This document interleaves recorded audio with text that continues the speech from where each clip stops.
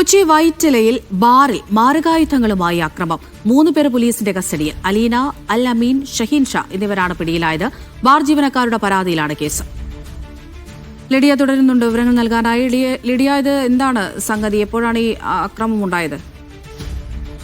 അമൃത, കഴിഞ്ഞ ദിവസം രാത്രിയിലാണ് ഇത്തരത്തിലൊരു ആക്രമണം ഉണ്ടായത്.